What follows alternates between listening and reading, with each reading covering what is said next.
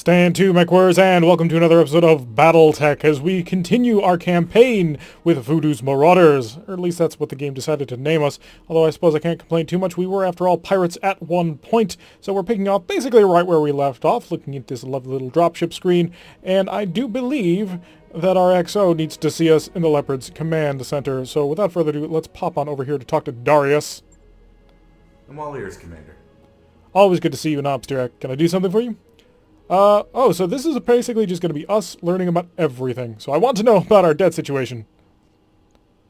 Yeah, sure, that's fair, and I'm glad you're taking interest. I've got time to get into the nuts and bolts if you do. What do you want to know? Remind me why we took on so many loans in the first place? How much time have you got? I mean, we've been hit with 1,000 expenses since we were forced to flee Coromodir. We'll work on it later. But I guess that you're mostly interested in the big ticket items. Well, first and foremost, there's the Leopard. We still owe a lot of money on this ship, and losing her isn't an option. Then you've got all the assorted fallout from our impromptu trip across the frontier, jump ship passage, docking fees, miscellaneous travel expenses, all paid for on credit, as if we had a choice. There's more that I could get into, and the loan we took out to set up Markham's family, etc., but that'd be gilding the lily at this point. The fact is, we're in a lot of trouble with a lot of lenders, but hey, we're mercenaries. We live for trouble. Who are we in debt to exactly? I want names. How about I give you the top three? First, you've got Blue Horizon. It's a big commercial bank on Lyraton. Lyraton? Lyraton. They're the ones that own the lease on the ship, and then there's the Injury Consortium. They've got people everywhere, but they're based somewhere around Barracks space. We borrowed from one of their associates to make the jump away from Coromodir on the day of the coup. Finally, you've got Lockdown Lending. They're a frontier outfit from Hastur, and they're about as crooked as they come. Now, I wouldn't normally do business with an outfit like Double L, but we didn't have much of a choice. They made a deal with Blue Horizon to buy half our debt. Ooh, so not good. Our debt was sold. Getting housing crisis flashbacks. So there's the big three. A commercial bank, a shadowy financial consortium, and a bunch of leg breakers in cheap suits. And each of them is dangerous in their own way. That's enough money talk. I want to talk about something else. Got some questions about running this company. Oh, do I. Sure thing, Voodoo. I'd be happy to help. What do you need to know? Alright, so this is going to be a whole bunch of tutorial stuff. So I don't think I'm going to have to read all of this. Well, we may as well. Outfits like ours depend on a mercenary review board to post certified contracts working for reliable employers. I say reliable, but let's face it, most jobs come down to us doing work that rich and powerful can't be seen doing. Mercenaries are deniable assets.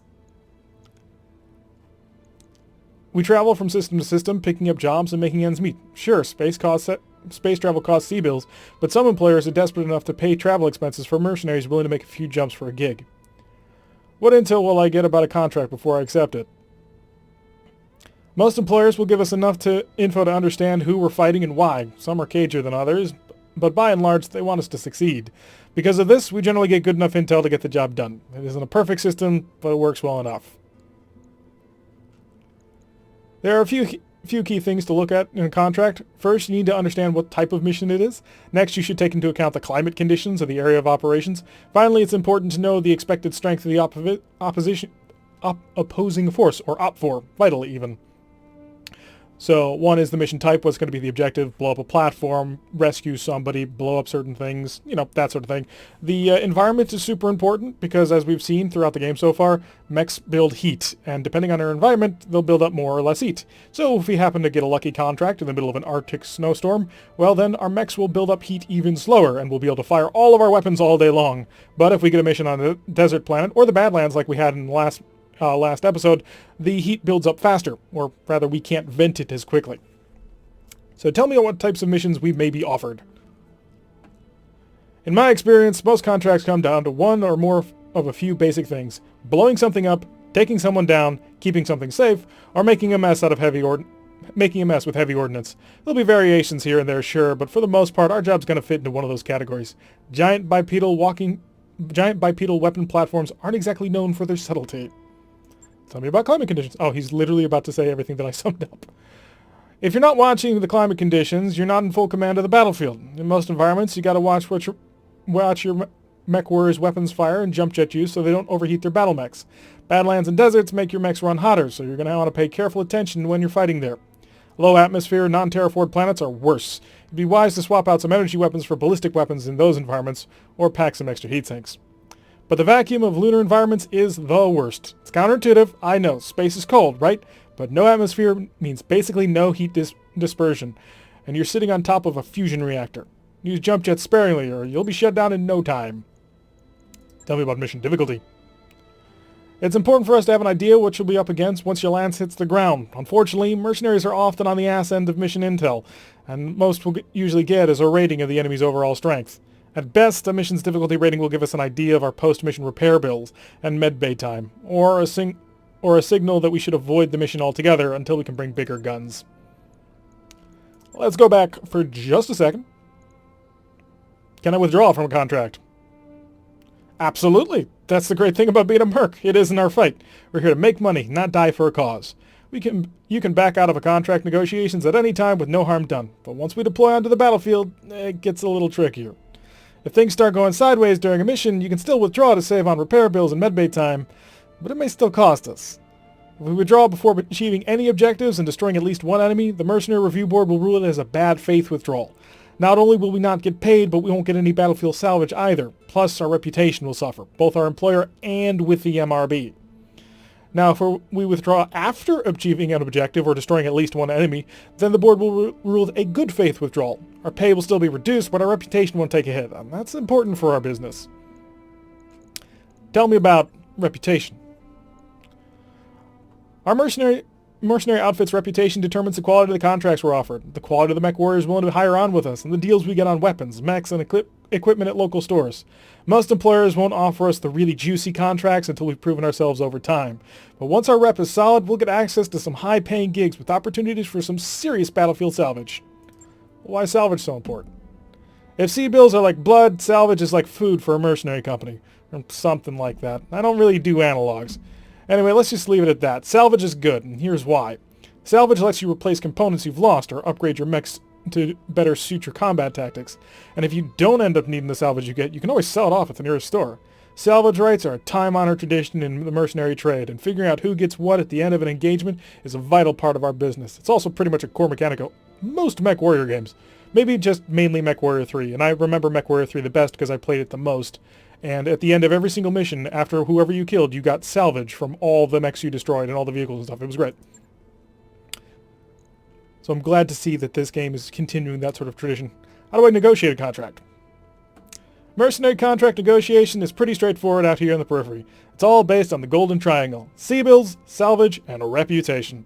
C-bills are the coin of the realm, so to speak. We use C-bills to pay travel expenses, upkeep our ship, salaries for our crew, and repairs or refits for our mechs. C-bills keep us flying. Salvage is part of our take too. The more salvage we take off the battlefield, the fewer C-bills are deposited to our account. The fewer C-bills we ask for, the more salvage we can get. Now you may want to take less money and less salvage in order to increase our reputation with the party offering the contract. Yeah, it'll cost us now, but the investment could really pay off later down the road. I'd like to ask you about something else. Oh god, we have a lot of tutorials. We are going to go through all this. You know what? Because we're all learning this together, and that's why we're here. If you get bored, you can just skip forward to the mission, because we will do a mission in this episode. One mission every episode is what I promise. It's pretty simple, really. Every 30 days, you have to pay the crew and cover our regular orbiting expenses. Upkeep for the mechs we have already in our mech bays. Upgrades to our equipment, things like that. So if we don't have enough C-bills to cover our operating costs at the end of the month when our financial report comes due, we're out of business. Merc life doesn't allow for second chances. Remember that when you're ordering weapons refits and ship upgrades, and make sure to reserve enough to cover our monthly hut. I'm sure this is pretty obvious, but I'm going to ask you anyway. How can I raise the operating costs of our company? Obviously, the more MechWarriors we hire, the more we got to pay out each month. Nevertheless, it's a good idea to have a strong bench. You never know when someone's going to take one in the meat and be out of action for a while. Like Glitch, she's out for like 28 days. I don't know how long that is in this game yet. How can I lower the operating costs? Well, for starters, consider putting mechs you don't plan to field for a while into storage. Although it'll require time and C-bills to refit their equipment and ready them for combat, stored mechs have no upkeep costs. By the way, remember that you can sell mech chassis and equipment if we're ever low on cash or you need something shiny in a store and that you just gotta have. I'd like to ask you about something else. Let's talk about my MechWarriors, my boys and girls. Sure, what do you want to know? How much do I need to worry about their morale? Mercenaries aren't like members of the Royal Guard, Voodoo. They're in it for a paycheck, not for the loyalty of some noble house. Because of this, keeping their spirits up is important. MechWarriors with high morale get inspired more often on the battlefield. Their heads are in the game, and inspired MechWarriors can create opportunities, and use some really powerful abilities too. I've seen inspired MechWarriors make precision strikes I thought were impossible, focusing their fire at one location on a speeding enemy as if it were standing still on a shooting range 25 yards away while wearing a giant sign that said "Shoot me" in neon green. Inspired MechWarriors show amazing vigilance too. They have an uncanny ability to blunt incoming damage and have heightened reflexes so they can act faster on the battlefield. It's amazing stuff. What sort of control do I have over their training? MechWarriors gain experience in every mission they complete. You can chart their training and guide their development in 4 skills: gunnery, piloting, guts, and tactics. As they become stronger in a particular skill, your MechWarriors will gain access to special abilities that they can use in combat. The first ability is the MechWarrior specialization. The MechWarrior can only have 2 specializations in total, so pay attention when you're training them. The first 2 they acquire are the only 2 they'll have. The second ability is a MechWarrior's expertise. MechWarriors only get 1 of those, and it has to be from one of their specializations. Whichever expertise they learn first is the one they'll have. So 3 abilities total per MechWarrior. That's a lot of possible combinations, and you're going to need to decide for yourself which abilities work best together according to your command style. Do more experienced MechWarriors require higher salaries? Wouldn't you? As MechWarriors grow in skills and abilities, their salaries will grow with them. Yeah, I suppose that makes sense. It's possible to hire skilled MechWarriors in the hiring halls of the systems we visit, but they'll have higher salary requirements than the MechWarriors you've trained yourself. So get in on the ground floor and nursemaid those puppies. Let's ask him about something else. I think we're almost done with tutorials. Is there any general info you'd like to share? Things happen on a mercenary ship, Tirak, all the time. You throw a bunch of mech jockeys in a confined space with technicians and crew for months on end, you're going to end up with some spillover from the battlefield. And operating a merc outfit isn't a glamorous lifestyle. There are hard choices that had to be made on a regular basis. Anything from breaking up a fight over petty bullshit to dealing with faulty power couplings. Still, I wouldn't trade this for just about anything. We go where we want, we fight who we want, and we have only one god we obey, the mighty Seabill. Well, and you, I guess. Yep, that's the merc life for you, all the way to the end. That's enough instruction for one day, Darius. Got a few minutes? I'd like to catch up. You did want to talk to me. Before any of this started, you worked for the Irana Royal Guard. Tell me about it. It was more than just a deployment. It was a full campaign. The High Lord Tamati gave us the job back in 19. We were supposed to be assisting the Royal Guard to round up and eliminate a pirate clan on Fjalder. Fjalder was originally a Capellan colony. We're not going to do that. Commander Markin thought it'd be easy money. Turned out to be anything but. We lost a dozen MechWarriors in 3 months on the Fjalder campaign, and had to hose out their cockpits. It would have been more if it weren't for Siraju. He saved our people's asses on more than one occasion. Went on his way to do it. And the thing is, he didn't have to. We weren't under his protection. We were hired help. A lot of people in Master's position would have used us as cannon fodder. But it wasn't his way. He treated us as if we were his own. He was a good man. As good as they come. Well, tell me a little bit about yourself, Darius. I've been working with you for 3 years, but apparently I know nothing. Where'd you come from? I grew up on the Nasu Heights. It's one of the HAB stations orbiting Artru. 30 decks of economic stratification with the corporate suits on the upper decks and everyone else crammed into the lower ones. My old man was a dockhand. We lived on deck 28, 2 levels up from the bottom, with other station maintenance personnel. 12 hours a day, 6 days a week, my dad would load and unload cargo shuttles, vacuum sealed quiller and nutrient paste for people like us, and luxury goods for the suits upstairs. The old man must have unloaded 1,000 cases of Castledon El Ro, plump, succulent eggs the size of melon balls. Never got to taste any, though. Any one of those tins would have cost him half a year's wages. Anyway, I don't want to saddle you with my life story. Suffice it to say, I got an eye full of what I didn't want to be on Nasu Heights, and I did what I had to do to change my circumstances. By the age of 16, I stuck out on my own. I left the station with a handful of skills, an enormous web of contacts, and a rucksack full of expensive caviar. And once I made it off the Nasu Heights, I never, ever looked back. Yeah, I can understand. We're in a pretty similar situation. Gotta run, Darius. Catch you later, Commander. let's check out the Barracks. How are my people doing? Ooh, I get to click on actual buttons. I like that choice. Alrighty, so it looks like we have 4 pilots. We got Behemoth. Standing by. She's proven herself pretty hard, and looks like she's got a lot of skill in guts already. And based on her name, I think we're going to keep moving up in guts. I mean, that just makes sense. Specialization Defender. And does she already have this? Bulwark passive. No, I guess not. How much? Can I just spend already? No. Doesn't look like we have any points to spend right now. Yeah, she was driving her Shadowhawk last time. Able to take quite a bit of damage and punching somebody's lights out. Standing by. Decker. First, Emir Kowalski. Max sustained injuries 3. Not super happy about that, but we'll deal with it. He's got 2,000 experience. Holy crap. Wow, congratulations. You get to have stuff. Now, Decker we had in a light spider. And I think I'm going to save the actual upgrading of these until I actually check out what we've got in the mech bay. Because, to be honest, I'm not a huge fan of that spider. It's super weak. It's fast, don't get me wrong. But with 2 medium lasers, we constantly found ourselves being just shy of being able to break something. So we may check things out. Good to go. Glitch. 26 days in the infirmary. Cheerful, fun, and she was piloting our Vindicator. Pretty badass pilot, actually. I liked her, just because she had such a cheerful disposition, even while taking missile fire. And it looks like she's already kind of queued up to be a gunnery specialist here. Gunnery and tactics. I don't know if we want that many people on tactics. -1 indirect fire penalty, that doesn't matter. Yeah, we'll probably give her gunnery. If we keep her in that Vindicator, the passive increase to base weapon hit will be super important because the PPC is a single shot and it does a lot of damage when it hits. Orders. Medusa. Mohammed Benitez. So he's the one guy who didn't serve with us in that last mission. And he's currently spec'd out to be a great pilot. He's level 4 piloting so far, so not bad at all. And of course, us. We don't have a voice line. Reporting in, Commander. Something like that. Because we are the Commander. We have 2,600 experience. Nice, so we can start spending on stuff. I do want to get my... I kind of want to get my piloting up just because, but I can get several things up. Indirect fire penalty, +1 health.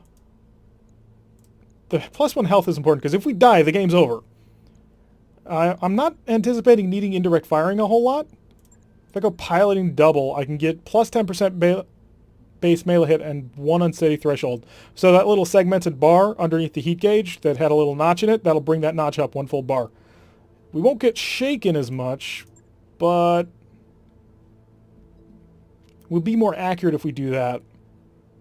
We were pretty accurate already with the with the blackjack. That wasn't so much of an issue. You know, no, we're gonna have to save until we check out the mech bay. So let's do that right now. So let's see what we've got here. Hey, Yang. With you in a second. Your voice is not at all what I thought it would be. I figured you'd be gruff.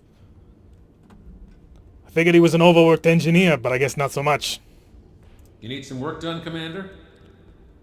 But I'm going to keep that voice. You know why? Because he looks gruff. Hey, boss. Welcome to the mech bay. My own little piece of heaven right here on a ship. What can I help with you? I want an assessment on a Leopard. How much trouble are we in? Oh, cool prosthetic arm. No. I mean, we're doing okay for the moment, but give it a few months. Maybe a year. You know how it goes. Everything eventually falls apart. Got a few questions about the mech bay. Yep, hit me with them. I'll do what I can to answer. I mean, I don't want to wax poetic or nothing, but the mech bay is where the magic happens, boss. It's the beating heart of a mercenary outfit. Anything I should know about the mech bays themselves? Beyond each cubicle holding 1 battle mech? Not much. It's all about capacity. The more mech bays we have, the more mechs we can keep battle ready. The more mechs we have battle ready, the more flexibility you have with deployment options. Let's say we have 2 blackjacks, for example. Decent medium mech. Yeah, right. For sure. I know your family gave you yours. One could be loaded out with lots of energy weapons for colder environments where they can bleed heat quickly.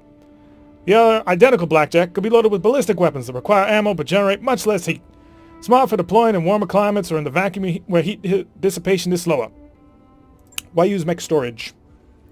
Few reasons. First, we have unlimited capacity in the mech bay, we have limited capacity in the mech bay, so we need to store overstock for eventual sale or for use in the future. Second, we don't pay any upkeep costs on mechs and storage. It's a business thing though, not my department. Third, and this is most important, whenever we pick up a partial mech salvage from the battlefield, I put it in storage for you. If we gather or buy enough partial mech salvage to complete a battle mech chassis, my team will assemble it right away. You let me know if you want to keep it in storage or have it ready for combat.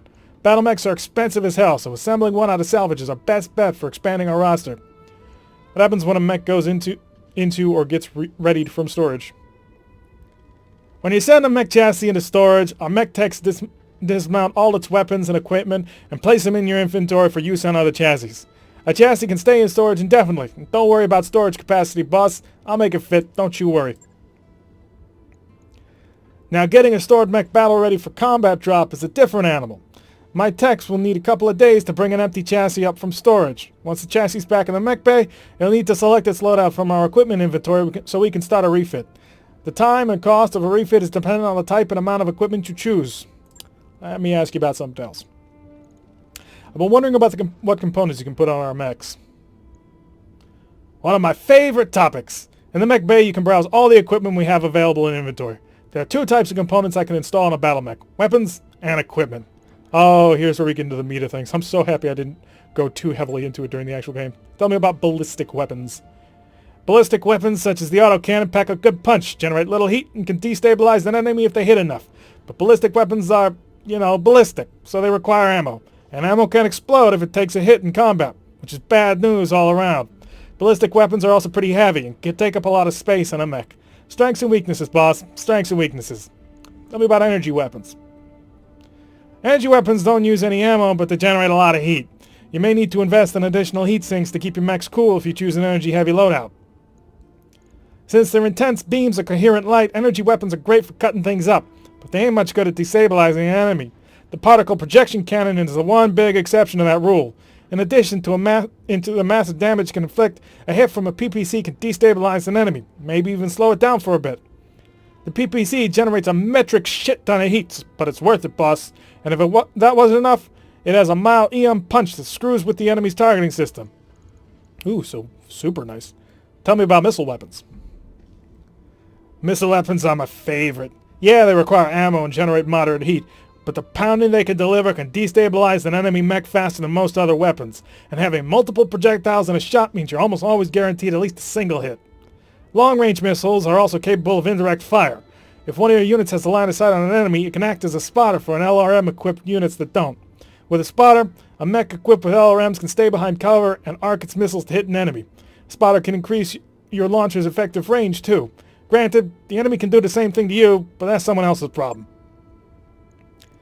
I don't want to sell short-range missiles short, though. They can generate incredible impact and do great damage, but you gotta be within night fight range to use them. Tell me about support weapons. Support weapons are lighter than the others. Small lasers, machine guns, that kind of thing. I programmed the targeting computers to automatically fire them after a melee attack if they're activated. Tell me about the other types of equipment you can refit on a mech. It's a big list, boss. I suggest you check out the store in every system we travel to. You never know what you'll find. I can install stronger cockpits to reduce the injuries our MechWarriors will take, arm actuators to increase melee damage, rangefinders to increase the range at which enemies can be visually acquired, all sorts of stuff. All take up critical slots on a battle mech. Some add weight, too. Keep your eyes open for them and give them a good once-over before you buy so you know what you're getting into. Now, putting powerful weapons and equipment on your mechs is fine and all, but remember the trade-off is always armor. You know how they say the best defense is a good strong offense? They aren't on the battlefield. Don't skip on armor. Or all that expensive equipment will get reduced to junk at the enemy's first salvo. Oh, we got that. We got the rudder pedal problem again. I may just unhook this guy. Stop it. Scroll. I heard that some manufacturers have developed better versions of some weapons. True that. Different manufacturers tweak their weapons to deliver more damage, have higher accuracy, destabilize the enemy, a bunch of stuff. The trick is finding them.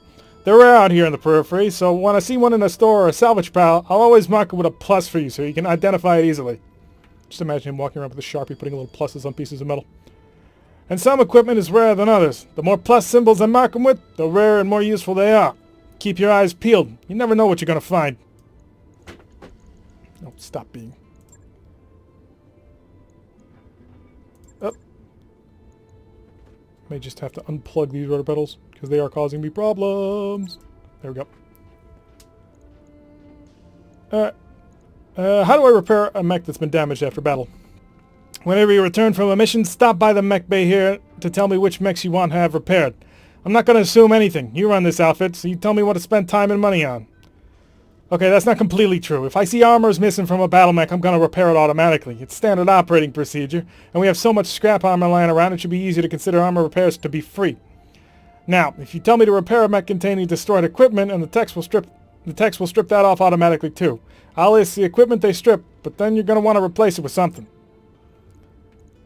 We took a pretty decent chunking hit on a couple of our mechs too. What if I want to change a mech's loadout? Gotta refit it with new weapons and equipment? Oh, now you're talking, boss. You bet you can refit a mech. You can repair it at the same time too. Just select a battle mech and order the refit. I'll bring it to the mech lab. What can I do in the mech lab? The mech lab is where you let me know all sorts of modifications you want me to make on our stable of battle mechs. I can install new weapons and equipment, add or remove armor location by location, pretty much anything you want. All it takes is time and money. We got plenty of both, right? Any limits to how I can refit a mech? It's hardware. Of course there are limits. Biggest constraints on the chassis are weight and hardpoints. I can't make a mech as heavy as I want. Negative. A mech's chassis can support only so much tonnage in weapons and armor and equipment, so you need to keep its overall weight in mind when designating a battle mech's loadout. If you design it over the chassis' weight rating, we can't accept the work order. Now there are ways of making things fit, of course. Trade-offs can be made, but you gotta be careful. If we have the ability to remove armor from individual locations in order to squeeze more and bigger weapons on, but less armor is less armor. You don't want to wind up in something that'll blow over in a strong breeze. Trust me on that. I've seen it happen often enough to know. What's a hard point again? Because apparently I'm 2 years old. Each location on a battle mech contains 1 or 2 weapon mounts called a hard point. Hard points are only designed for one specific weapon type: ballistic, energy, missile, and support. However, most mechs contain locations with more than 1 hard point, so you have some flexibility in what you mount there. Let's go back for a minute. How do I know what a mech is good at in the first place? Great question. There are a lot of different battle mechs out there, and it's hard to know what they were built to do just by looking at them. I mean, I can, of course, but I'm me. You, on the other hand, are going to need some help. Thankfully, I'm a helpful guy. If you check your technical readouts in the mech lab, you'll find that I've included some thoughts about each mech's off-the-rack purpose or stock role. They're only opinions, mind you, but you might find them useful. I've also provided access to an itemized list of the equipment that a mech normally carries when you buy it as stock. Think of it as a mech's basic recipe. What happens after I order a refit? Once you confirm your work order, I'll be placing it in the queue with other repairs and refits on your timeline. Remember, a mech will be unavailable for combat until the work order is complete, so plan your refits carefully. I suggest queuing them up before we head to the next system to use our travel time efficiently. If you want to change your mech's placement in the works queue, select manage tasks on the timeline to prioritize or cancel work orders. How long do repairs and refits normally take? Depends on the MechBay's conditions you're working in.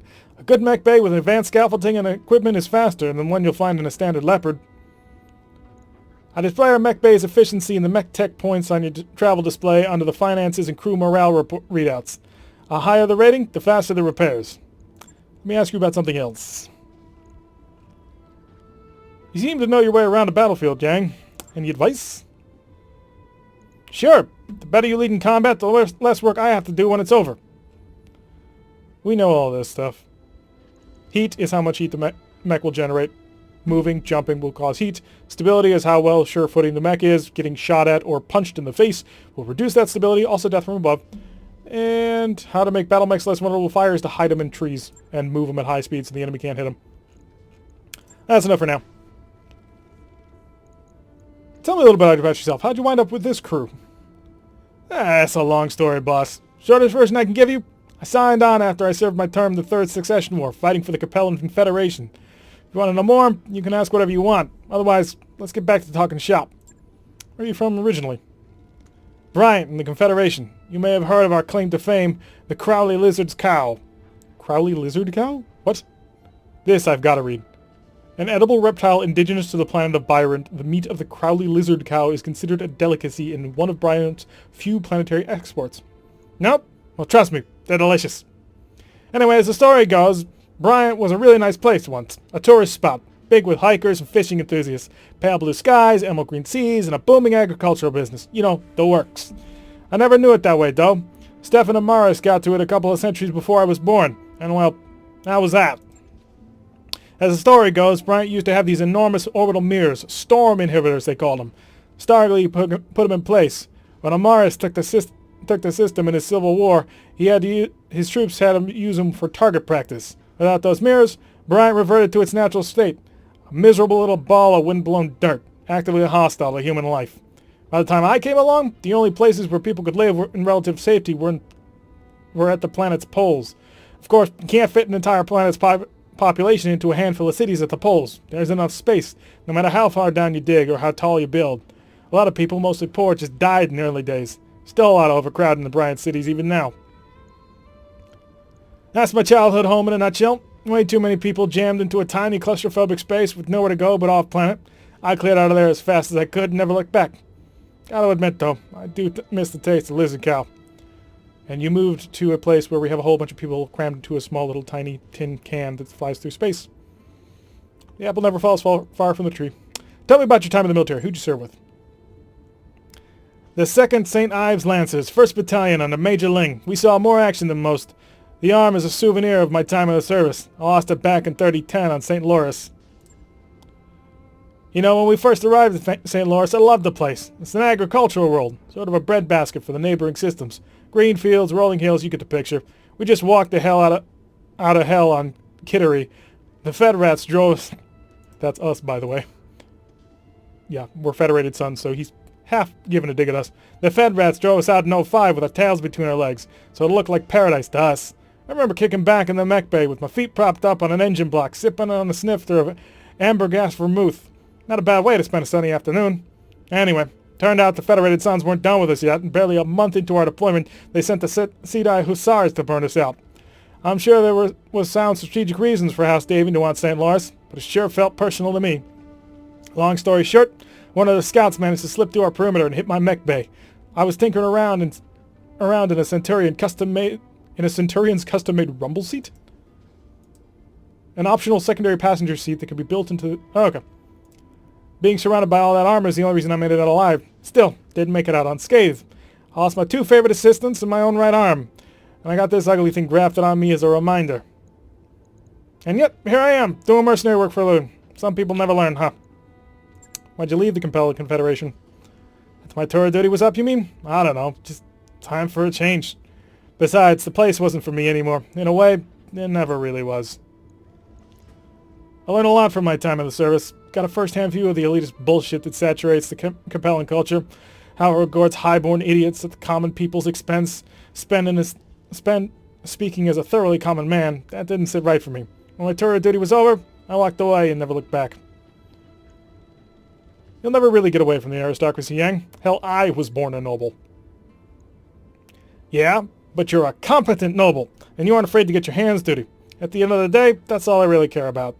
I wonder how many times I watched talented engineers get passed over for a promotion so some idiot with a title could advance. Too many to count. Oh, for what it's worth, I'm glad you walked away. You brought my mech back from the brink more than once. Heh, way more than once, if memory serves. Still, I appreciate the kind words, and for what it's worth, I'm happy to be here, with this crew. Going career military would have been an enormous mistake. In your position, it probably would have done the same. Let's talk about something else. I think actually that's what we're done. Yep, we're done. Let's check out our brand new MechBay. Do I need to talk to you? Nope. I'll be here if you need anything. Yeah, I want to look at the mechs. So we have our Blackjack BJ-1, the Vindicator, who looks to be in relatively good shape. Glitch is currently out of action, so not great. Got that Shadow Hawk. Did okay. Not super happy with the current loadout, but the SDRV, our Spider, which is... Oh, she's pretty thoroughly smashed, isn't she? And we have a Locust sitting here. What's the Locust currently got? A medium laser, machine gun, machine gun, machine gun. Yee. It's only 20 tons, too. I'd like to have the Spider ready and fit behind then. What's wrong with the Blackjack? Cooked. So we basically cooked the Blackjack. I need the Blackjack first. It'll cost 23,000 C-bills and take 10 days. We got 980,000 C-bills. What are we currently looking at on financial? $240,000 a month. Okay. So we can't afford this. but it's going to be a little bit tight. So yeah, patch up the Blackjack. After that, patch up the Spider. Because I think the Spider's probably a better pick here. Although according to this, the Locust has better... Yeah, the Locust has better firepower according to this. Let's see what we can do. I do need to repair that. Yep.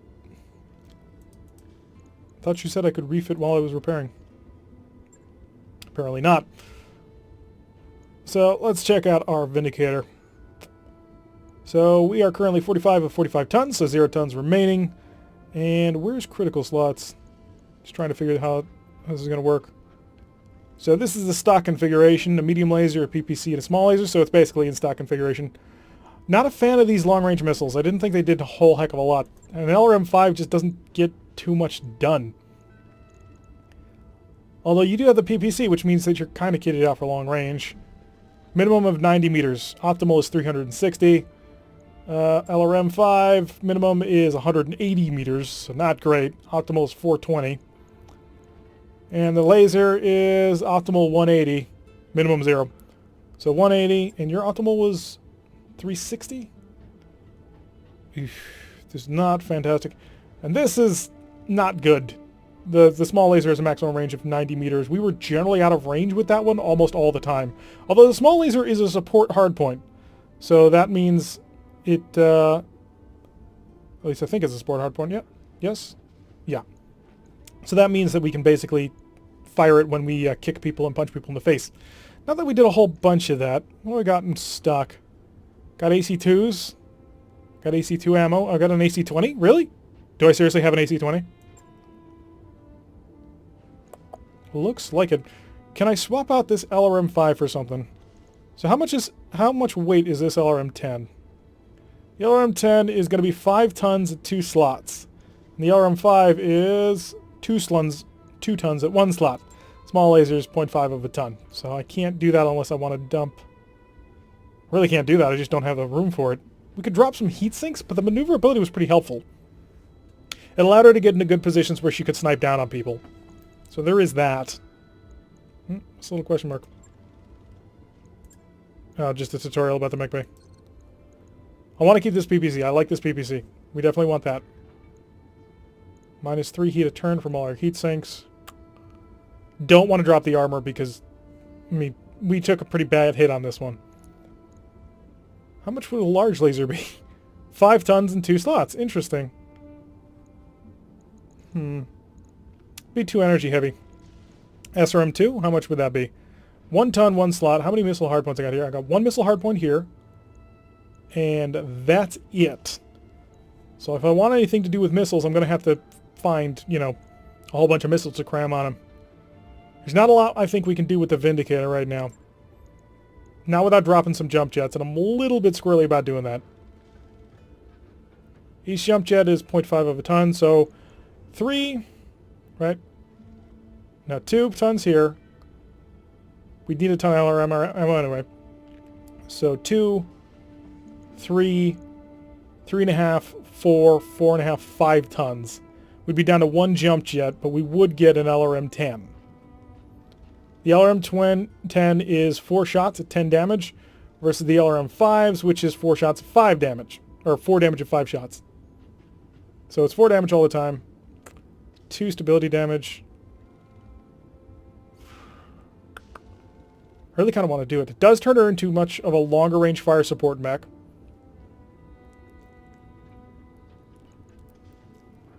And your decent range is 360 to a maximum of 540. The optimal is 420. I'm really tempted to do it. Let's check out the other mechs first.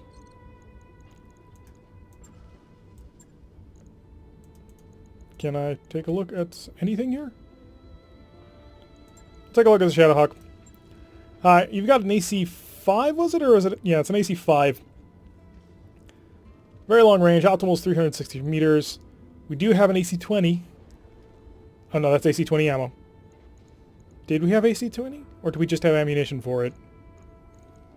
Guns. Oh no. Show me only guns. Got an AC-10, which would be nice. It'd be... Oh no, that's just ammo. So, wow. We only have this AC-5. This is the biggest autocannon we have on the ship. That's swell. Single SRM-2. This AC-5 is designed to be used at long range. We were constantly finding ourselves getting too close with our autocannons. Got a minimum range of 90 meters too, which is a bit weird. Autocannons should be usable point blank. So I have energy hardpoints open. Single missile, double missile. Multiple slots available for more ammo weapons. Interesting.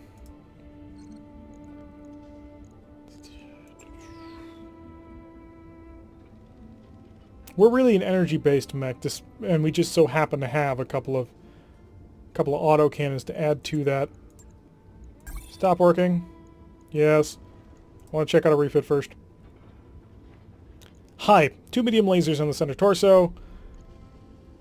Is that seriously all the hardpoints you have?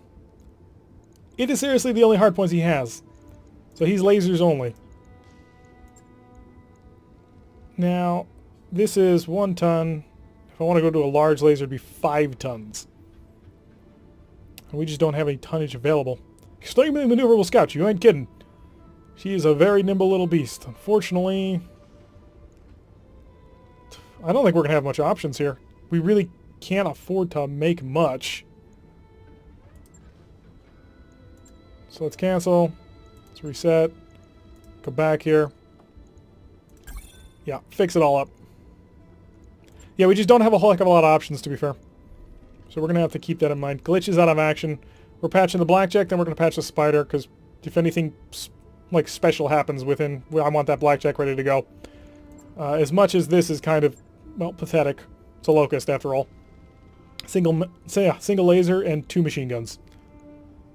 The machine guns are support weapons, so they get to fire when they're, they get to shoot normally. By shoot normally, I mean they get to fire when he does melee attacks. But the problem is that you're never going to melee attack with a locust. That's just not going to happen. If I wanted to throw an autocannon on him, what would I have to do? 6 slots and 6 tons in 1 slot. I'm fairly confident that that is physically impossible on this mech. See, how much would I get back for spending? I think it'd be funny, but I don't think it'd be useful. Can you have a bigger laser? Because what was that large laser at? 5 tons also. Yeah, we just don't have enough stuff to do anything with it. So I guess we're stuck with our stock mechs for a little while. Unfortunately. Navigation! Hello. How can I help, Commander? Does the decision we made about uncertified contracts satisfy your concerns? My concerns won't be satisfied until our creditors have been paid and the loan sharks are off our back. But this is a step in the right direction and it makes me happy. I'm not blind to the risks that uncertified contracts entail. By the way, I mean, I know what we're doing is dangerous, but the best chance we've got to dig ourselves out of this hole. Got some questions about navigation. Tutorial ship navigation. So it's more tutorials, so we learn everything. This is our tutorial episode. Hopefully the mission will be relatively short. Sure, ask away. I mean, it's kind of important for you to understand what you're doing, so if you can help with that, I'm all for it. Because apparently, 3 years, haven't done any of this. Short answer is you pick a destination on the star map and make it happen. And I make it happen. Interstellar travel takes some time. It's weeks, and it'll cost us sea bills for fuel and passage on a jump ship. But it's the only way for an outfit like ours to survive out here. We go where the work is. What intel can I get about a system before going there? Enough to make a reasonably informed choice, I think. The star map makes political boundaries clear, so you'll know whose space we're entering. I've pre-programmed the star map to lock out travel to systems designated as no-fly zones. We're looking for work, not an interstellar incident. Beyond political boundaries, nav systems will highlight political factions active in the system. That should give you a good idea of who's hiring. It's probably a good idea to check our reputation with the local factions before ordering a long voyage. There's got to be more to intel than just local politics. There is, and you can select systems on the star map. You'll see a list of attributes on the MercNet databases associated with them. Attributes like black market or poor are clues to the local store contents, the type of mercs we'll be finding in hiring halls, contracts we may be offered, and potential mission environments. If you hover over an attribute, the star map will display a longer description for you. Beyond the political factions and attributes of a system, perhaps the most important thing to watch for is the difficulty rating on merc contracts we'll find there. The MRB maintains a standardized rating system, so folks like us who are trolling MERCnet for jobs can weigh the risks before accepting a contract. What else can you tell me about the mechanics of space travel? I want to know all, and have never been in a spaceship in my entire 3-year life. Well, the long answer is there's 2 types of space travel. Travel by dropships like ours, and travel by jump ships. Dropships travel under 1 g of thrust to move through a planet's orbit or to a jump point. Jump points are far outside the gravity well of stars, and so travel to and from jump points takes most of our travel time, sometimes weeks. Jump ships, on the other hand, are like ferries. They sit at a jump point, waiting for folks like us to latch onto their docking collar. Then we wait there for about 5 days while they spin up their jump drives. Once the jump drive is spun up, popping a dozen light years across interstellar space to another jump point takes nearly no time at all. Read stories about pirate points, a place where a jump ship can use. What are those? Because I'm not a pirate, I swear. They're bad news, Commander. Difficult to locate and dangerous to use. I've heard of people using pirate points in desperate situations or on covert missions, but it's not worth the risk of a misjump. You won't find any pirate points on my star maps, I can tell you that. Let's just avoid them. But I'm a pirate. I know all about them, don't I? Do we always have to pay our way from system to system? Not always, no. If you check on the contracts list in the command center, you'll often find employers posting travel contracts. Travel contracts are how employers attract mercenaries to the system, by paying the outfit's travel expenses. Now I know what you're thinking. Why not take a travel contract and skip out on the mission for a more lucrative contract when you arrive? Can't do that. But we'll automatically get charged for the cost of the jump. Oh, you can do that, but we'll automatically get charged for the cost of the jump. You know the old saying, there's no such thing as a free ride? Yeah. Unfortunately, that's still true. I don't think we need to know too. Why does it longer? I'm just going to quickly speed read through these because I do want to actually get to a mission in this episode and not just have it all to be speaking with my people to tell me how things work. Okay. Thanks for the help. Now I assume I get to talk to you about stuff. Yes, I'm collecting stories about the crew. Well, I'm from a noble family like you. We're old money. Made our fortune in Rosselhaig. Then repatriated to the Turian Concordant. That's where I grew up. I'm not sure if this is any kind of the stuff you were hoping to hear, but we can talk about whatever. I'm not shy. Where the Concordant are you from? I grew up on New Vandenberg. It's a nice enough place, I suppose. Do you like birds? Sure, I guess. Then you'd like New Vandenberg. It's basically one big aviary. Something like 2/3 of the native fauna has feathers, flutters around in the wind, and splatters the excrement across every available surface. Naturally, the original colonists adopted the feathery little monsters in the culture, and those of us that came afterwards were kind of stuck with it. Statues, fountains, murals, you name it. Just a giant feathery pile of screeching alien birds. If the system had a motto, it'd be squawk. Get the picture. You sure? Because I can keep going. I hate birds is what I'm saying. That may be an unpopular opinion for a pilot, but I'll stand by it until the day I die.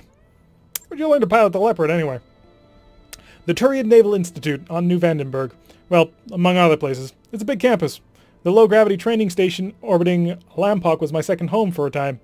TNI flight training isn't usually open to civilians, but my parents had good credit back then, and they could name drop Protector Calderon. That'll get you pretty far in the Concordant. For a while, anyway. The other cadets in my class weren't especially happy to be sharing the air with the civvy, but they couldn't say much. I was nobility, and they weren't. Everyone sort of kept me at arm's length, but I had plenty of time to concentrate on my studies. I got my certification both in dropship and jump ship operation in 4 years. I even tried working on a commercial jump ship crew for a while, once upon a time. The people were fun, but it wasn't for me. The ratio of flying to violent jump sickness skewed hard in the wrong direction. What can you tell me about House Meyer?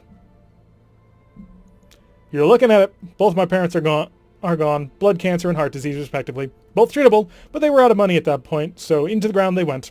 Ditto for my brother David, who ran up to serve in the Third Succession War and never came back. That's a rough break. It is what it is. To be perfectly honest, I was never really all that close to any of them. David was 13 years older than me and had a foot out the door before I turned 3. My parents, well, they raised me by proxy, in the traditional noble fashion. There was no real bond there, even when I was young. None of this is to say that my folks were bad people. They weren't. They were just doing what they knew. Their upbringing had been outsourced, just like mine was. Anyway, that's all I've got to say about my family. They're gone, I'm here, the end. You know, so you got another question, or should we get back to our duties? Family came from Rosselhaig? Rosselhaig? That was a long time ago, but yeah, as my parents told me, we were landowners on Pomme de Terre. It's an agricultural world. Everybody's from a bloody agricultural world. Sort of a breadbasket in the Draconis Combine. And yes, I know that Pomme de Terre means potato. My ancestors came from the planet Potato. It took some time for me to accept that, but hey, here we are. Anyway, moving on. House Meyer's holdings were meager, but they had value, and the value of the land was astronomical. For minor nobility, we were really very wealthy. And then the Third Succession War broke out, and the political rhetoric got ugly. House Meyer didn't want a single part of what was happening, so my ancestors emptied their accounts and ran. As a rule, House Kurita takes a really dim view of nobles who cut and run. Words like traitor and defector started being thrown around. In the Combine, you really don't want to be on the receiving end of allegations like that. I wouldn't be standing here today if House Calderon hadn't granted my ancestors asylum in the Concordant. In all likelihood, House Meyer would have been wiped out before I was even born. Alright, thank you. We'll talk later. If you need me. And I have my own quarters. I have a little atlas. Ah, I gotcha. We'll paint our atlas later. Maybe from community suggestions, I don't know. Our reputation, how are we doing? We have +5 reputation for everybody, so it doesn't really matter who we work with. We're 15 rating on the Mercenary Review Board, which I imagine is probably not all that much. Oh, we can name ourselves. We'll leave it at what it is for now. If you have any ideas or suggestions, let me know. And we'll think about trading it. Because, yeah. Alright, let's go to our Leopard. Because we can go to a store and a hiring hall. I don't think we're going to buy any pilots. We got 4 of them. We got 4 battle mechs right now. We have 5 and 5, but right now 2 of the battle mechs are currently in repairs. Let's see. Partial mech salvage for an LCTV Locust. We've got one, we're not interested. We've got a Spider, we're not interested. So weapons first. AC-10, we got AC-10. We got ammo for all this, but we can't shoot it. AC-5, we couldn't find anything that we could mount for it. Same with the LRMs. Machine guns we could always use a few more of, but I'm going to save on that. SRMs, SRM2s and 4s. We could go up to a 4, but it's going to be 66,000. What you got in the equipment? We got heat sinks and jump jets, okay. Yeah, so really nothing interesting in the store. Yeah, they were right. Darius was definitely right here. There is nothing worth having in the system. Take me to the star map. Click it. Got a travel contract. So I guess we're going to want to take that for sure. So click over here. Travel contract is available. Can I zoom in here? Maybe I should have paid more attention about actually taking contracts. Back very briefly. Yes, Meyer. Commander? Yeah, something really simple because I didn't pay enough attention. Star map, she just tells us. Nope. Thank you. We're done here. Commander? So, hiring hall, store, contracts. Alright, let's talk. Smugglers. Yeah, it's the only contract available. We've seen a rise in the quality of unregistered small arms in Bellerophon. A heavily armed population makes Merrick operations more difficult. We've tracked the weapons back to a hidden smuggling base operated by pirate forces. The base needs to be destroyed. I'm not expecting much defenders, Commander, but there are likely to be turrets, and it's a bonus if you can wipe out the base garrison as well. It's your call as the situation on the ground develops. I don't think we got much of a choice here. This contract includes travel to Bellerophon. Let's negotiate. I want more salvage rights. And the reason I want more salvage rights is salvage rights means free equipment. It does have turrets, though, so we may get lucky and pick up a couple of cheap SRM6s. So we'll go with a slight... if I go normal 80,000... Now we'll go up on here. Don't want any rep bonus. We don't need it right now since we're basically skirting the bottom anyway. Devinder Singh of the Free Worlds League. The Free Worlds League would like to offer you a contract, Commander. As the leader of a respected mercenary company, you should find the terms both fair and equitable. I find them neither fair nor equitable, but I think we're going to have to lean on this a little bit. Yeah, we're going to go for salvage on this one. Course plotted. We're still in relatively good cash shape. We can last a couple of months. So let's travel on. The timeline is advancing. Day 5. Day 6. Hello! All hands, make ready for docking maneuvers. latching on to one of the giant spider-like jump ships, and waiting for 5 days for this thing to jump.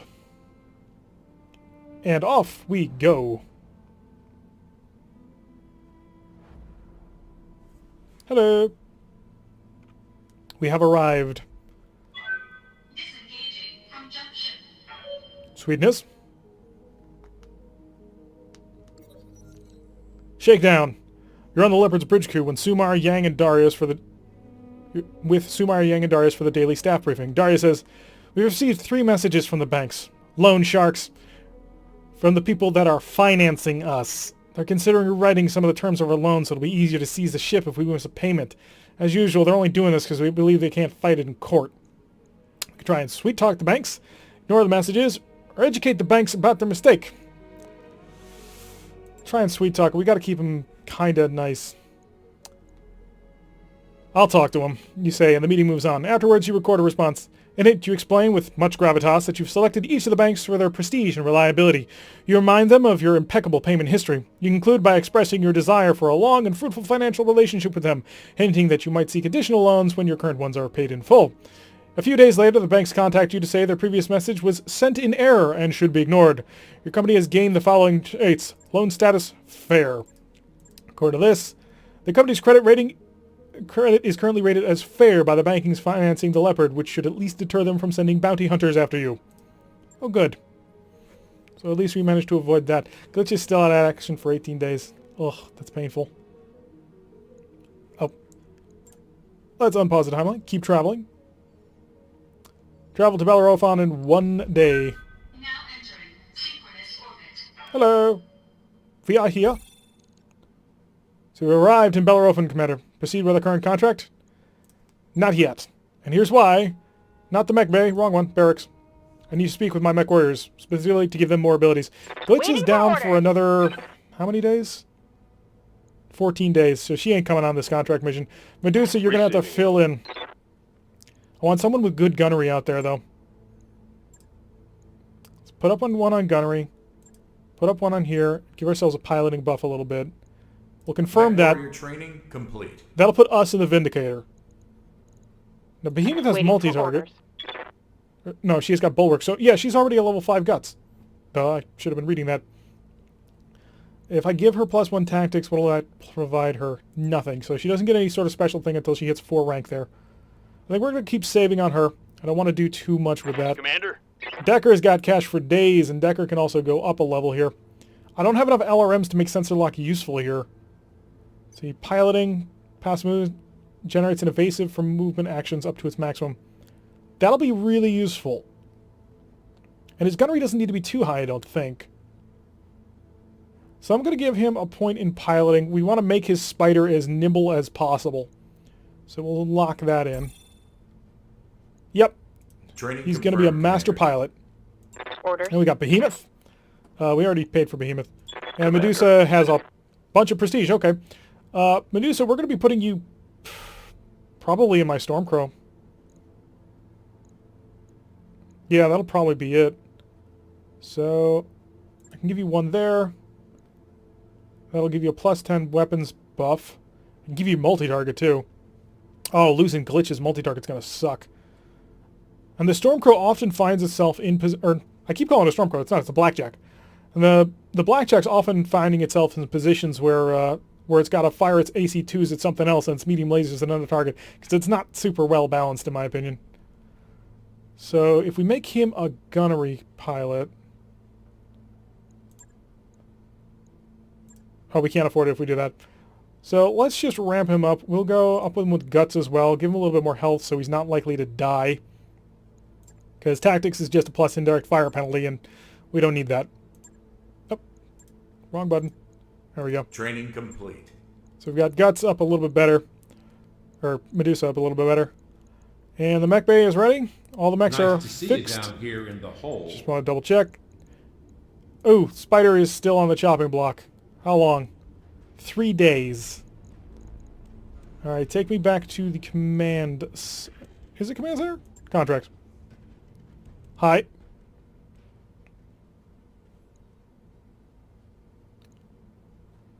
Or not. We do need to launch this mission sooner rather than later. How long can I delay this mission? That's my question.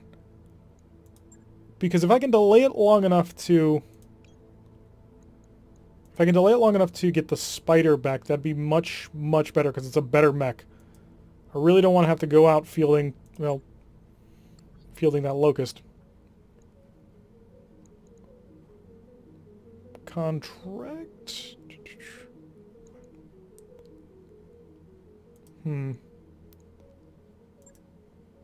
1, 2. I wrapped up that job you asked for, Commander. Alright, we can launch the contract now. So we've managed to patch the spider. So, we are going to take out the Vindicator. We're also going to be bringing the Shadowhawk, my Blackjack, and the Spider. So the Vindicator is all kitted up, and we will of course take ourselves because we are probably the next best gunnery pilot. Actually, no. Medusa is a better pilot than us when it comes to all the things that are going to matter. So we're putting Medusa in a Vindicator. We're taking out our own Blackjack. Or maybe not. You're equipped with an AC-5, is it? I'm just debating on who should have the better guns. I'll get Decker back in his little thing. Alright, I think that's it. Let's deploy on this mission. This episode's going to be long. So long-range missiles can fire over friendly units, over obstacles, and vehicles take extra damage from melee attacks. We know that. It's kind of hilarious to watch mechs just stomp on them. Alright there, let's get ready. Destroy structures in the smuggling base and escape. Max salvage is 2. We've seen a rise in the Yeah, we already read this. So we're not expecting a whole lot, but there will be turrets. Hopefully it won't be too many LRM turrets, because LRM turrets can just shell you from long range, and they generally are heavy turrets too. Maybe there'll be a turret generator though, that could help. Command interface initiated.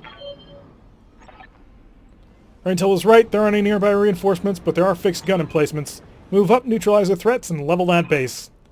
Watch out for that garrison, Commander. It's nothing too dangerous, but every bit of damage costs. Oliveira out. All right. Keep your eyes open and watch your sensors. Alright, let's get the Vindicator a stomping forward. See, let's pull way up here. Primary objectives are all those. Wow, that's a lot of stuff we gotta get to. Gotta be careful of the garrison, gotta be careful of who we run into. Can I run up this cliff? Maybe. Let's get rolling. Position confirmed. Follow up on our shadow, or I keep trying to call it things that it isn't. You can sprint, right? There we go. Sometimes when I select the mech immediately afterwards, it goes a little bit slower.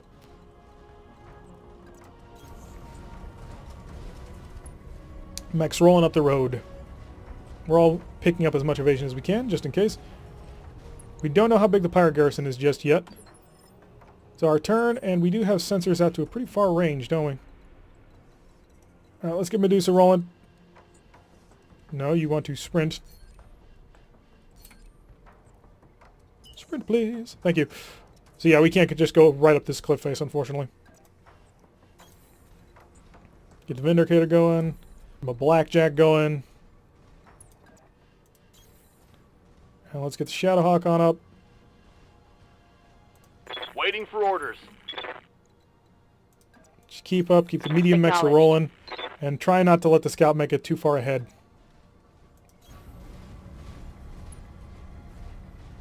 Because if we let him get too far ahead, he'll pick up a contact, we'll set up the initiative order, and then he's basically out to dry. Also, it slows down, getting things done. Still nothing in our sensor range. Interesting. Got it. Ooh, apparently we are having problems with snow. Enemy contact. Vindicator picked it up. Blip. So it is long-range contacts now. We're really looking at a whole bunch of turrets here. Unknown. Unknown. Turret for sure. Alright, we need to get up there soon as well. Not sure if we could have jumped over the side. We probably could have. Would that get us anywhere? It really wouldn't. If we came at it from this angle, probably could have. But one of the things that I kind of want to do is I also want to destroy some stuff so that we can get Good to go. some more, 1, salvage, and 2, experience. I want to get my MechWarriors trained up a little bit better. So 4, yeah, that'll be good. Moving to Get position. him up to speed, get him passively burning off that evasion. We got more stuff on Show scope. me your war face. Okay. So we got unknown vehicles here. So we're looking at 1 tank, 2 tanks, a turret, and an unknown contact here. That's not all that much, actually. Turrets are going to be... They'll take 2 battle mechs apiece to destroy in 1 shot. But we should be able to do it. Alright, Decker, I don't want to get you in range of any of those Receiving you. turrets. But if I can give you a shot on that vehicle, then that would be great. So we'll On keep my you way. moving around the edge. Keep him in the cover so he takes reduced damage. Keep him moving at a high speed so he generates a lot of evasion. And then we shall attack. Oh, they're ramshackle. Good. So that means they won't be able to take much. Polar biome, increase heat sinking by 20%. So we can go super heavy energy on this. So let's light him up. Lasers will have 70% chance to hit. Firing. Full complement on enemy. 1 laser got through. And I got him. Alright, so good start to the Vehicle mission. trashed. Took out one of their trucks. That's what we're looking for. Enemy turn. Unknown contacts coming closer. We'll be... Yep, we got an ID. It's a vehicle. Taking a shot at the Vindicator. -1 evasion, but it doesn't look like it actually hit. Our turn. We got to kill that vehicle before anything happens. And the main reason is because that vehicle right now is spotting for everything else. The goal is we want to keep at the edge of the range on the turret so we can easily take out the vehicles before they can do anything to us. We are in rough terrain, so that is negative. It will take 150% stability damage from all attacks until its next activation. Gotcha. I'm going to shut off the 65% lasers, just because we want to keep the heat down a bit. They should be enough fire. Both autocannons hit. That wipes out the vehicle, no problem. 50% of the garrison is down already, so that's great. Enemy turn. Last vehicle, I assume? Nope, we got another unknown contact. So we've got a single turret and 2 vehicles. Ready for orders. Alright, Medusa, let's see if I can't give you something to shoot at. I can't. Can I give Behemoth Ready for something to shoot at? orders. Nope, this is just going to be a turn of waiting. What in the initiative order we got? We got one more thing on the initiative order. So at this point, we're positioning for the next turn. The goal here is to not get too close to that turret. And to be mobile. I think sprinting is a good idea here. And the reason I think sprinting is a good idea here is because that will allow us to generate additional evasion, and we'll be less likely to get killed. Want to... There we go, that's what I want. And it turns as much as I want. Affirmative. Getting the Shadowhawk moving. It's got an AC5 on the shoulder, so decent-ish range. Positioning in a corner. Now it's got cover. Our turn again. Standing by. Can't get Medusa moving anywhere really special. If I sprint a bit, though, will I reveal myself to anything? Doesn't look like that, but wow, the Vindicator is not generating a whole bunch of sprint. Because we've got to pass over the rough terrain. 2 evasion points. We'll go right there.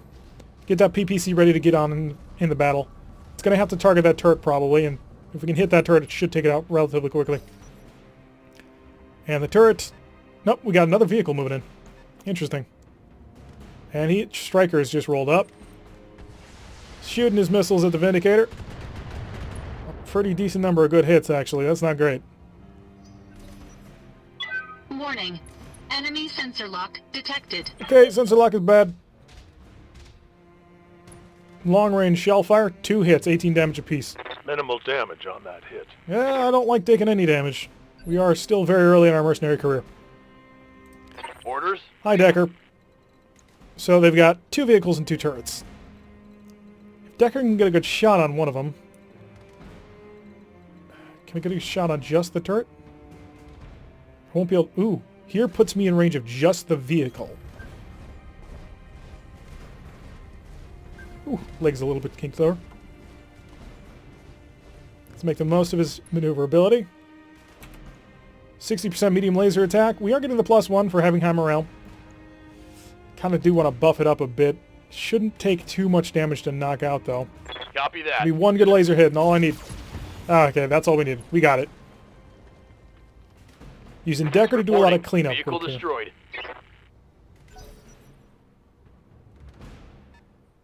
Unknown vehicle rolling up. Taking a shot at Decker. He missed, because Decker's got quad evasion, which is hilarious. Alrighty, who do I want? Behemoth, you have multi-target, yeah? No? How about you, Medusa? Yeah. Nobody got multi-target right now. That sucks. Okay, let's get Commander. Behemoth rolling up. Behemoth is going to roll up for... Ooh, we got another target up here? Another turret, so we're going to... Ooh, crap. Is Decker in range of that turret? No. No, he's not. Okay. Can I maneuver Behemoth in such a position that she cannot be seen by those two turrets up there? Oh, no. One turret and one medium military building, which we need to destroy. Hi, what are you? LRM-10s and machine guns. So if I move here... Commander. A problem we'll worry about in a bit. Ooh, that LRM turret has shots on just about this whole valley.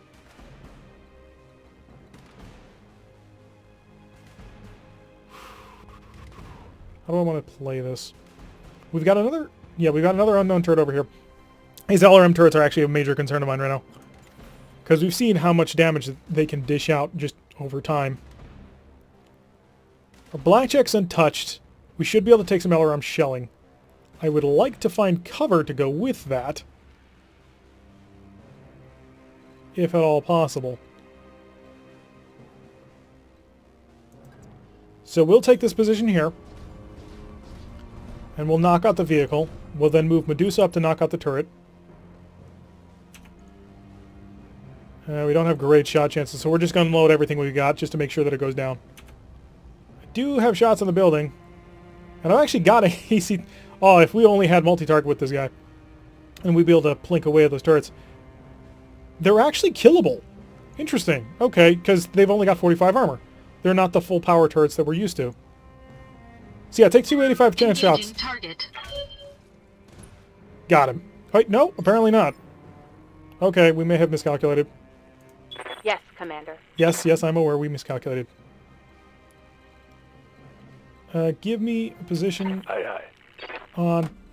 Oh, back to me, mouse. What are you doing? Give me a position on this vehicle. And this is not in range of that turret. No, it's the tree lines blocking that turret for the most part. So he's going to walk up slow. Heading out. And we're going to take our shot. Oh, crap. I moved him in the wrong spot. He's only got LRMs. Not grand. He's only got a single AC-5, which means he's not going to deal a whole ton of damage. The problem is that he's spotting. And that's the major issue here. Target confirmed. Take a shot and hope for super luck, because I don't think it's possible. Yeah, his evasion's down. He's taking more hits. Behemoth's not going to be able to get in range of this issue. Oh, we can if we move her out into the open. I think we're going to do it. Is she in range of that turret? No, she's not. Okay. Affirmative. We're going to step her out into the open and take out that turret. Take out that guy. Because I'm not super concerned about 20 missiles at this stage, but I am a little concerned about this, mainly because he'll be able to target for other things. So, yeah, we'll fire the AC and the LRMs. Locking on. Picked him up with the autocannon. That's 100% of the garrison. It's now just down to the turrets. Reporting. Enemy vehicle eliminated. So secondary objective, hopefully that's good for a decent payout. Yep. I was really hoping you were going to shoot the spider. One hit? Oh, even 3 points of evasion is nice, isn't it? They're really focusing on him. We got to figure out a better way to... Oh, no. Take cover. Oh. Armor breach. Internal damage. Let's pray that you're not the target. You are. We gotta get Decker out of here. Decker has done his job He has helped spot and seen the side views, but now it's time for Decker to not be there. Yes, Commander. Can I move to a position where Decker cannot be seen?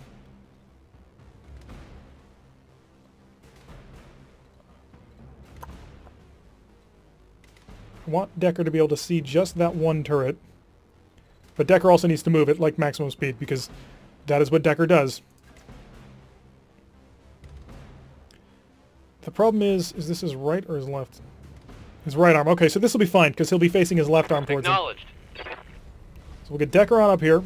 Move it along. He should generate an additional point of passive evasion. Or not. Okay. And we will definitely take our attacks now. Apparently not. Apparently the line was lying to me. That's really not cool, game. You can't do that to me.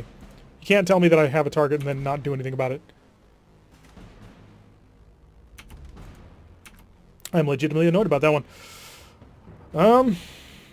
Do I get anything super special? Gain guarded and entrenched. If I brace, gain guarded and entrenched. Brace, Decker, and hope. Although we can bail you out of a bad situation that I just placed you in.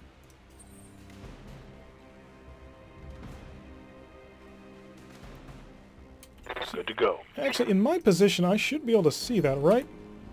Because we targeted it last turn, so we have a good shot. Engaging target. LRM turret destroyed. Now we'll move on to the rest of them. Target destroyed. Take it nice and slow. Better to waste ammo than waste mechs. Yep. Good to go. Behemoth can get a good shot here. And at that distance, you're starting to pick up on the building. Okay.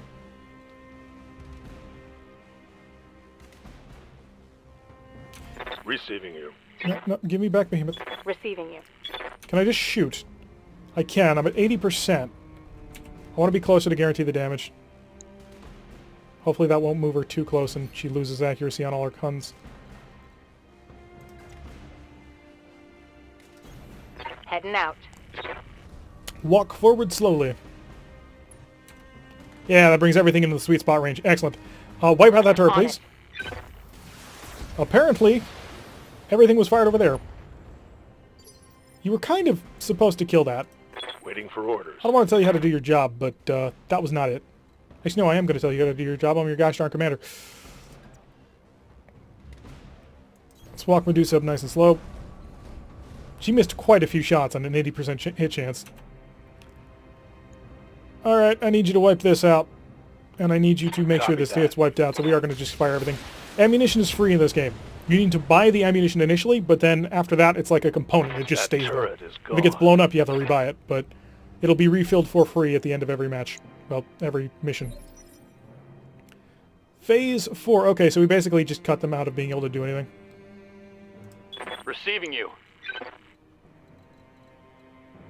So we'll move right up in here, maximum speed. Get him involved in starting to wipe out all these supplies. Unless, oh, he's got a target. Fire at the medium military building. Firing. Gonna take more firepower than he Enemy can really structure generate, damaged, but Commander. we'll get there.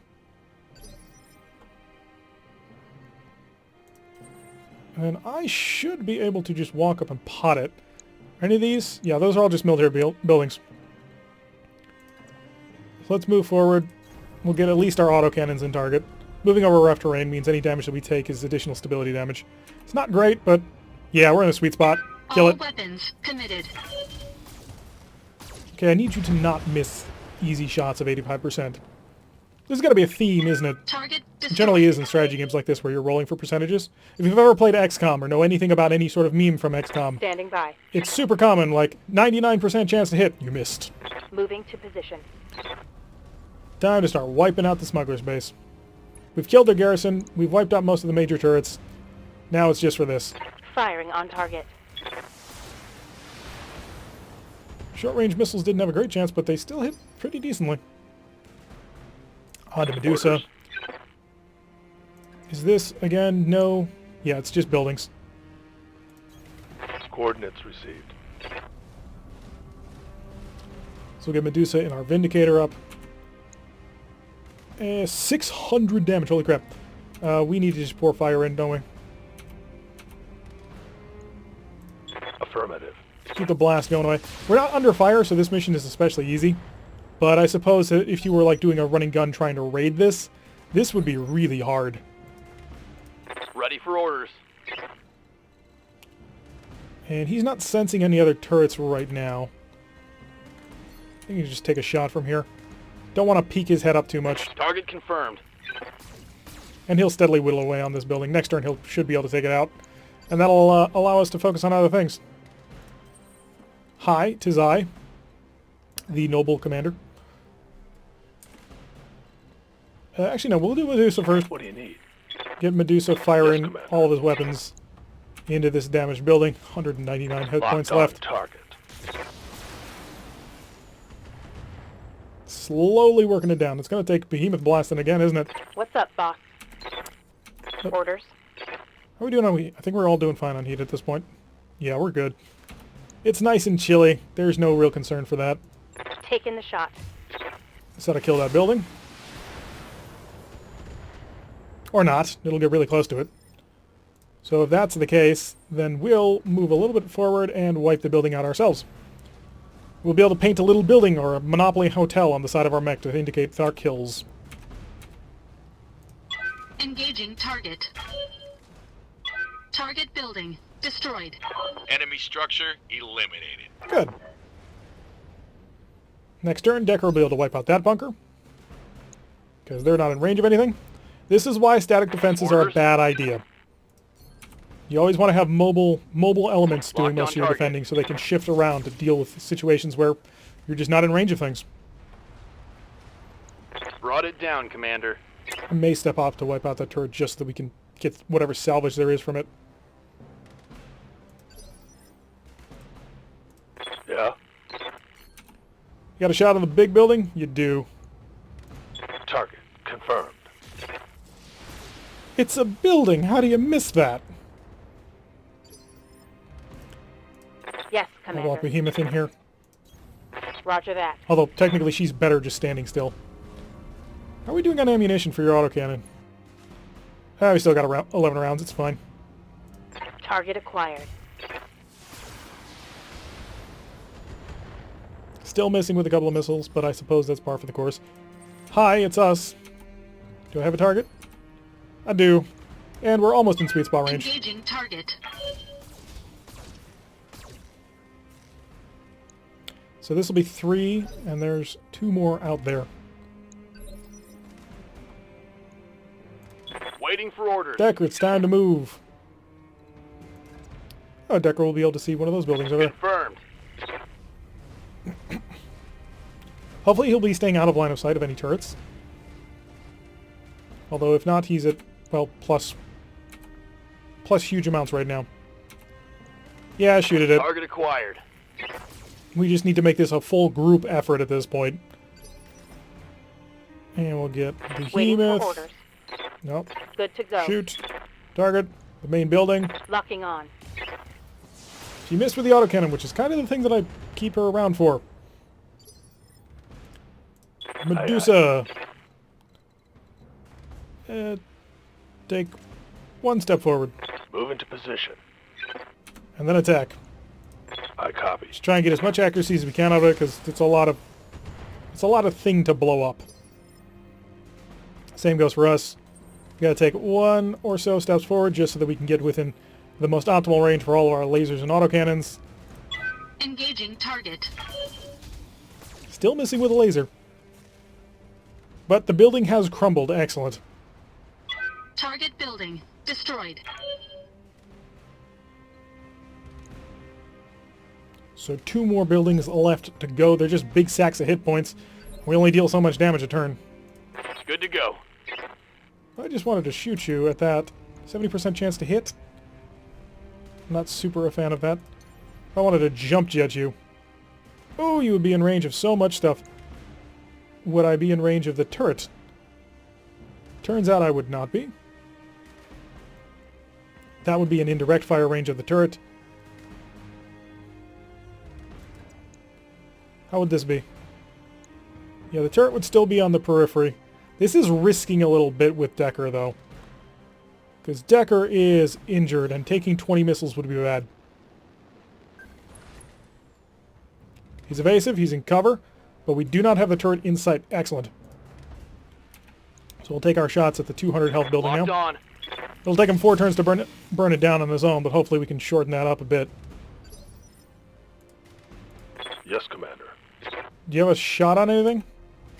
You do, and a relatively good one too. Engaging target. Hitting with the PPC. Medusa's been doing work with that thing.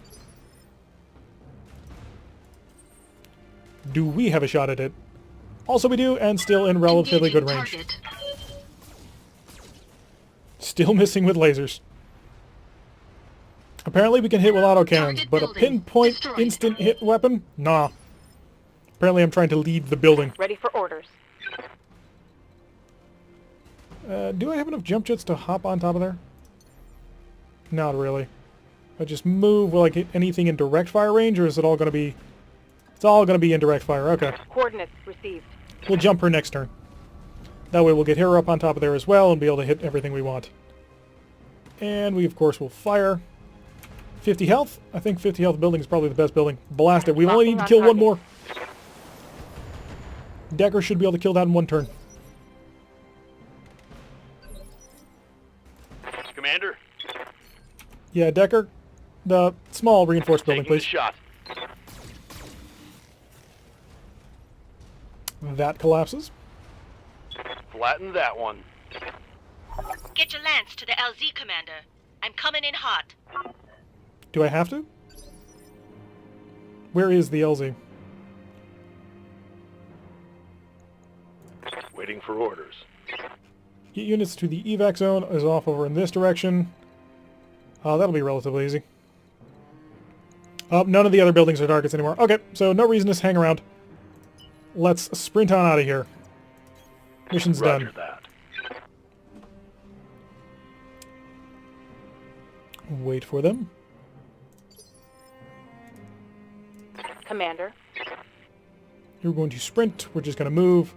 The enemy turret's not going to be able to get in range of us. We're fine. So we'll just be able to get out of here without any real trouble. I could supposedly hang around to wipe out that turret. I might get some salvage for it, but it's an LRM turret. LRM 10s would be nice, but not super important. So we need to sprint as well. Full throttle. Yes, thank you, computer. So a much better mission than last time. I don't think we blew up anything off Decker's boat. But Orders? battle mech. Jumping time! Keep up with the group. Engaging jump jets.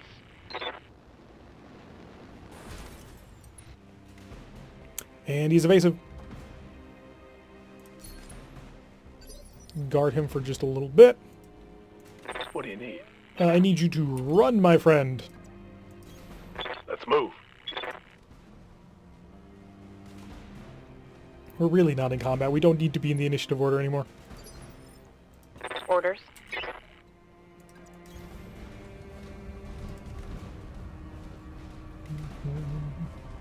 It's literally right up the road.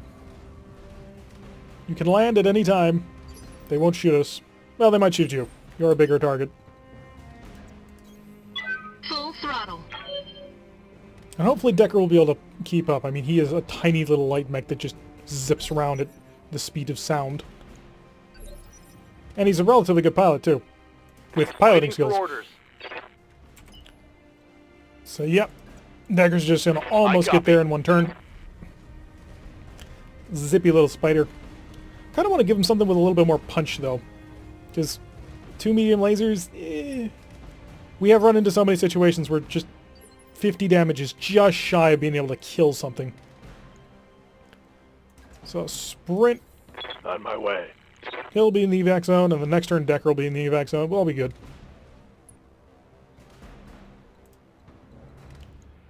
And Behemoth. And apparently I can't sprint into the evac zone, so me and Decker are slowing us all down. My old broken down blackjack. Managed to get through the armor on this one. Oh, we pulled out of range of that. Coordinates received. I gotcha.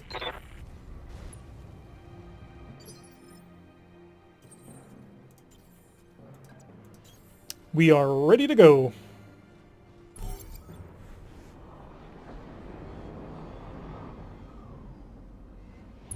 No muss, no fuss. A little bit of damage. Well done, Commander. Time for dust off and let's go home. Mission successful. Sweetness. So we managed to successfully get in, steal a whole bunch of stuff, and get out. Let's see what kind of salvage we made from that one. Can't imagine it's much, but I want it. So, contract payment increased by 24%. Top tier work, Commander. House America is very happy with your performance. Keep it up, and I'll make sure a lot more work comes our way. Excellent. So, destroyed everything, wiped out the pirate garrison. Contract payment increased by 20%, which means 58,625. Hopefully that'll pay for what we just spent. Our mechs are in relatively good position. Unfortunately, the spider's got to go back in for repairs. He took some internal structural damage, although not a... Oh wow, this torso almost blew away. If this torso had taken one more long-range missile hit, his entire torso and the arm would have been gone. That would have been annoyingly painful. Alrighty, potential salvage. This is what we wanted. Oh, this is why we're here. Autocannon 5s, LRM 10s. Yes, these are very nice things. SRM ammo. Want an SRM 6. Oh, drag salvage over here. Want an SRM 6. I really kind of want both SRM 6s. I want to kind of build a mini Kintaro. We got an AC5, an LRM 10, SRM 6, SRM 6, LRM ammo, MG ammo. So not too terrible. We got one of the autocannons that I kind of wanted, but didn't want to like spend the time to get. It's only an autocannon 5, so it wasn't a huge deal. But we got those SRM 6s, which is what I really wanted.